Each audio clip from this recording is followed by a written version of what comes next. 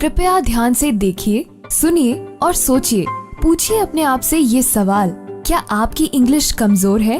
क्या आप बदलते समय के साथ चलना चाहते हैं? क्या आप एक अच्छी जॉब या करियर चाहते हैं? क्या आपको इंग्लिश बोलने से डर लगता है? यदि इन सवालों के जवाब हाँ में हैं, तो ये कोर्स आपकी पहली जरूरत है। Barmate sirs spoken English. English सीखें, जिंदगी बदलें। हम वादा करते हैं आप इंग्लिश बोलेंगे। निशुल्क study material, 15 books, printed notes, DVD and life time membership free. निशुल्क रजिस्ट्रेशन एवं प्रवेश प्रारंभ है। बैचेस टाइम सुबह 8 से 9 बजे, शाम 5 से 6 बजे। Batches available offline and online. अपने सपनों को आकार देने के लिए हमसे जुड़िए। Don't wait, new batches are started. Join us now. हमारा पता है Crescent Coaching, Apala Academy, government school ground के सामने, बालाघाट। संपर्क करें 9424466994। नवनियुक्त कलेक्टर डॉक्टर गिरीश मिश्रा ने बुधवार को अपना पदभार संभाला है। इसके साथ ही प्रमुख अधिकारियों ने उनसे मुलाकात की और सरकारी योजनाओं पर तेजी से कार्य करने को लेकर उन्होंने अधीनस्थ कर्मचारियों को निर्देशित किया। डॉक्टर मिश्रा भारतीय प्रशासनिक सेवा 2013 बैच के आईएएस अधिकारी है। उन्होंने शाम 4 बजे कार्यभार ग्रहण किया। उन्हें प्रभारी कलेक्टर एवं सीईओ जिला पंचायत विवेक कुमार ने कार्यभार सौंपा। डॉक्टर मिश्रा इससे पहले अपर आयुक्त आबकारी विभाग ग्वालियर में पदस्थ थे।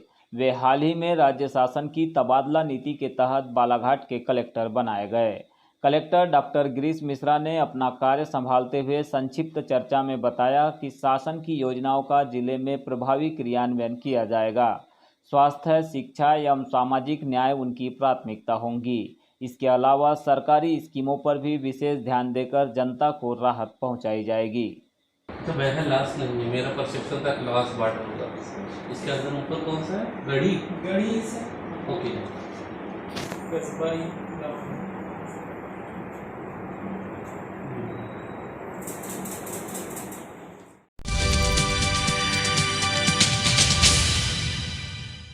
भारतीय मजदूर संघ के आह्वान पर 8 सितंबर को संगठित और असंगठित क्षेत्र के मजदूरों ने रैली निकालकर प्रदर्शन किया। इस दौरान श्रम संगठनों के पदाधिकारियों ने श्रम एक्ट 1948 के तहत न्यूनतम वेतन, सामाजिक सुरक्षा, पेंशन, बीमा और सरकारी कर्मचारी घोषित किए जाने के चुनावी वादे पर अमल किए जाने की मांग मुख्यमंत्री शिवराज सिंह चौहान से की। मजदूरों ने एक विशाल रैली निकाली और प्रदर्शन भी किया। बताया गया कि भारतीय मजदूर संघ के द्वारा अनेकों बार आंदोलन और प्रदर्शन के माध्यम से श्रमिकों के साथ हो रहे अन्याय को लेकर शासन प्रशासन का ध्यानाकर्षण कराया गया, लेकिन आज तक श्रमिकों की समस्याओं पर कोई भी ध्यान नहीं दिया गया। इसी को लेकर आज नगरपालिका और अन्य मजदूरों की मांगों को लेकर प्रदर्शन किया गया। उन्होंने कहा कि मांगें पूरी नहीं होती है तो अनिश्चितकालीन हड़ताल करने पर भी वे मजबूर होंगे। भारतीय मजदूर संघ के देशव्यापी आज आंदोलन है और पूरे भारत के लगभग 22 करोड़ मजदूर जो है वो रोड पर आकर सरकार का विरोध कर रहे हैं। वर्तमान में महंगाई दर बहुत ज़्यादा है, पेट्रोल को जीएसटी के दायरे में लाया जाए, मजदूरों के उनको सामाजिक सुरक्षा पेंशन बीमा का लाभ दिया जाए। इन्हीं मांगों को लेकर जो है भारतीय मजदूर संघ के राष्ट्रीय आह्वान पर आज जो है बालाघाट जिले के 72,000 मजदूर और कर्मचारी जो है वो सामूहिक हड़ताल पर हैं। और इस सामूहिक हड़ताल के रहते आज हमारा विरोध है सरकार से कि सरकार हमारी मांगों को तत्काल पूरी करे। जो हमारे मजदूरों का जो शोषण हो रहा है, मजदूरों पे जो अत्याचार हो रहा है, मजदूरों पे जो अन्याय हो रहा है, उसको शोषण को बंद किया जाए। श्रम नियमों में जो बदलाव किया गया है उसमें परिवर्तन किया जाए। अन्य मांगों को लेकर ये जो है हमारी राष्ट्रीय स्तर की मांगे हैं और बालाघाट जिले के लगभग जो है वो पूरे जो है कर्मचारी हड़ताल पर है।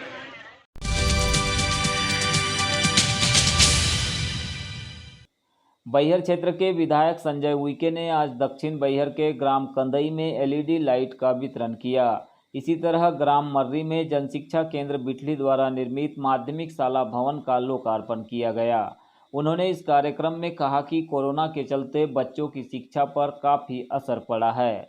शासन की गाइडलाइन के अनुसार बच्चों को सुरक्षित माहौल में शिक्षा प्रदान करना यह शिक्षकों की जिम्मेदारी है, जिसे वे बखूबी कर रहे हैं। लेकिन बच्चों का भी दायित्व बनता है कि वे निरंतर स्कूल पहुँचे और शिक्षा प्राप्त करें।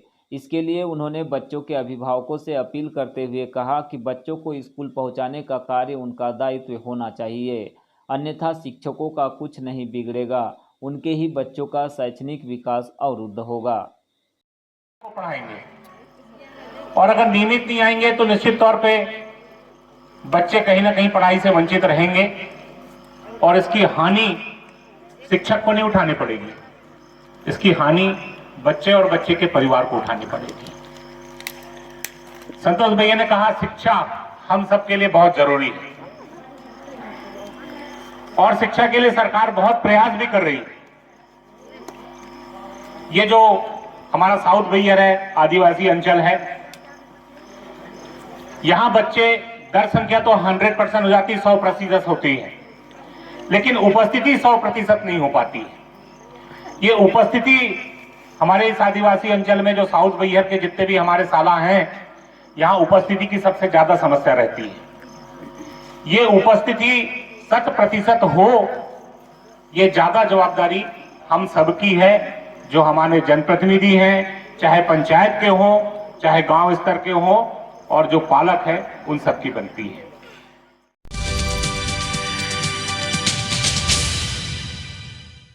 कान्हा नेशनल पार्क में हर साल देसी और विदेशी पर्यटकों की संख्या नियमित रूप से बढ़ रही है।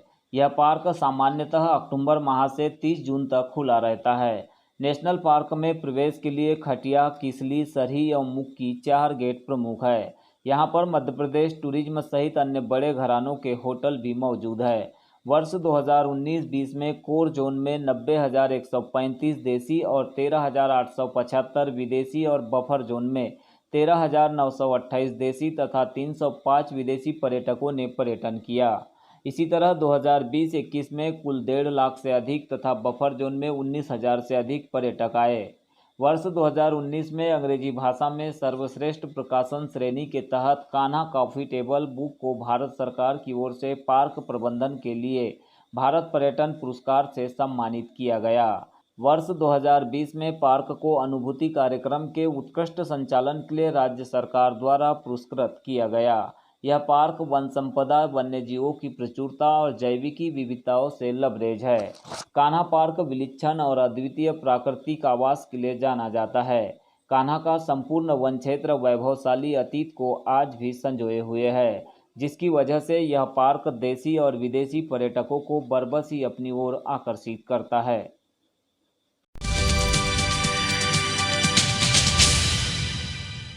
मध्य प्रदेश पिछड़ा वर्ग कल्याण आयोग के अध्यक्ष बनाए जाने के बाद बालाघाट विधायक गौरीशंकर बिसेन का 8 सितंबर को पहली बार नगर आगमन हुआ। इस दौरान गोंदिया रेलवे स्टेशन से लेकर भाजपा कार्यालय तक उनका अभिनंदन और स्वागत सत्कार हुआ। इसके बाद जिला भाजपा कार्यालय के सामने राज्य मार्ग पर मंचीय कार्यक्रम हुआ, जिसमें जिले भर से भाजपा पदाधिकारी और कार्यकर्ता बड़ी संख्या में शामिल हुए।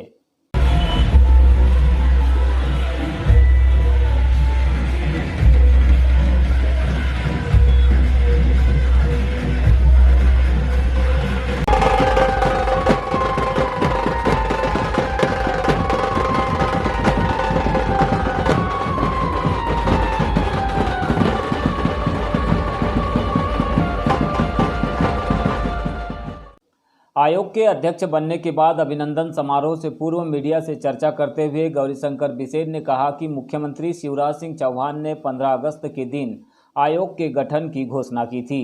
इसके बाद 2 सितंबर को उन्हें इस पद की जिम्मेदारी सौंपी गई। उन्होंने कहा कि पिछड़े वर्ग के शैक्षणिक, आर्थिक और सामाजिक स्तर को कैसे हम ऊपर उठा सकते हैं, इसे लेकर प्रदेश के सभी जिलों में जाकर रिपोर्ट तैयार करेंगे। मेरा यह प्रयास होगा कि 6 माह के भीतर आंतरिक रिपोर्ट प्रस्तुत की जाए। उन्होंने बताया कि प्रदेश के पूर्व मुख्यमंत्री कमलनाथ ने आनन फानन में लोकसभा चुनाव के पूर्व 27% आरक्षण की घोषणा की थी। हमारी सरकार यह प्रयास करेंगी कि माननीय न्यायालय में अपना पक्ष कैसे मजबूती से रख सके। राजपत्र में प्रकाशित हो चुका है, उसमें इस आयोग की प्राथमिकताएं क्या होंगी, कौन से काम हैं, उसको हमने प्रकाशित भी कर दिया कि क्या क्या इसके वर्क्स होंगे। मूल रूप से मध्य प्रदेश की कुल जनसंख्या की यदि हम गणना करें तो लगभग 52% से अधिक आबादी पिछड़े वर्ग की है। इस पिछड़े वर्ग के शैक्षणिक, आर्थिक और सामाजिक स्तर को हम कैसे ऊपर उठाएं और वर्तमान किस परिस्थिति में वो समुदाय है, पिछड़ा वर्ग है, इसका हमको प्रदेश के सभी जिलों में जाकर और हमारे जो पिछड़े वर्ग के संगठनों से चर्चा करके उसकी रिपोर्ट तैयार करना है। वैसे तो इस आयोग का कार्यकाल प्रथम दृष्टया में 2 वर्ष के लिए है, सरकार चाहे तो कार्यकाल को बढ़ा भी सकती है, लेकिन हमारा प्रयास होगा कि पहले हम अंतरिम रिपोर्ट 6 महीने के अंदर प्रस्तुत कर दें, जिससे कि उस पर कार्य होना प्रारंभ हो जाए। माननीय कमलनाथ जी ने आनंद फानंद में लोकसभा चुनाव के पूर्व 27% आरक्षण की न केवल घोषणा की बल्कि आदेश जारी किया, जिसको न्यायालय में स्थगन हो गया और न्यायालय में अपना पक्ष कमलनाथ जी की सरकार या उनके महाधिवक्ता नहीं रख सके। हमें ये न्यायालय के सामने हमारी सरकार को ये पक्ष रखना होगा कि आखिरकार 27% आरक्षण की आवश्यकता ओबीसी को क्यों है। उन सारे तथ्यों को हम जुटाएंगे और हम अपनी रिपोर्ट मध्य प्रदेश शासन के पास प्रस्तुत करेंगे और शासन उसमें अग्रिम कार्रवाई करेगा। जातिगत जनगणना को लेकर भी चल रहा है। देखिए, अभी आयोग का काम जातिगत जनगणना नहीं है। हमारा काम मूल रूप से मैंने जैसे पूर्व में कहा आर्थिक सामाजिक और शैक्षणिक 3 बिंदुओं को फोकस करके उसमें सर्विसेज भी है, तो प्राइवेट सेक्टर में सर्विसेज, शासकीय सर्विसेज और कुछ जो क्रिमिनल की परिभाषा को तोड़ मरोड़ के पढ़ा जाता है, उसको भी स्पष्ट हम करेंगे।